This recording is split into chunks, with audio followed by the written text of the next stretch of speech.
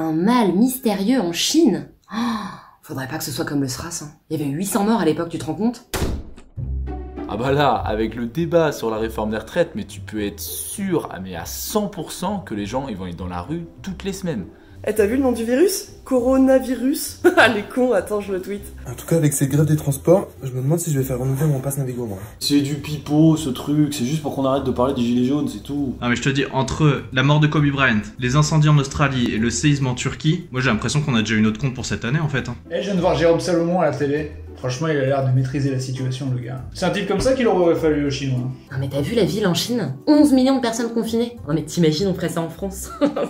Genre on va pas sortir de chez nous quoi. Allez, tu sais que je viens de me prendre 2 ans d'abonnement accès illimité dans une salle de sport. En plus, j'ai tout payé en une fois, histoire bien motivé. Comme ça, aucun risque que j'arrête cette fois. Non mais oh, ça va les complotistes là? Agnès Buzyn elle a dit que le virus il allait pas arriver en France. Elle sait de quoi elle parle hein. Mais non, avec les beaux jours ça va disparaître. Non, je pense encore quelques semaines et on pourra se concentrer sur les municipales.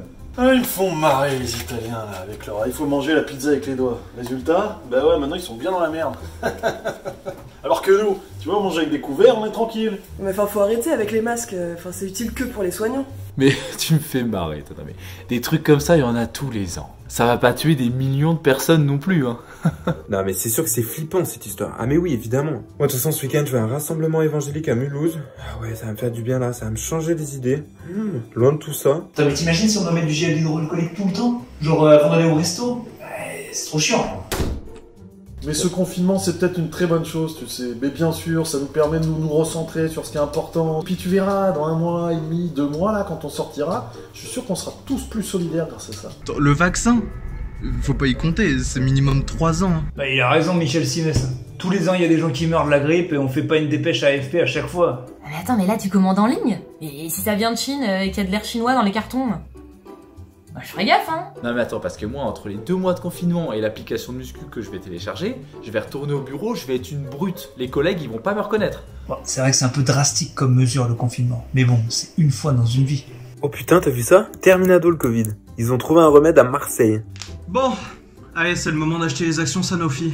Ouais, non, c'est sûr que pour cette année, ton anniversaire, ça va être compliqué. Mais mars 2021, grosse bamboche, ok?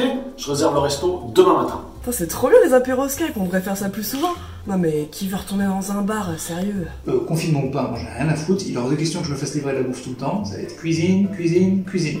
Ah, mais je te jure, j'en peux plus de ce gouvernement là. Tu sais ce qu'il faudrait? Un premier ministre qui viendrait du terroir, tu vois. Je sais pas, le maire d'une petite commune du sud-ouest.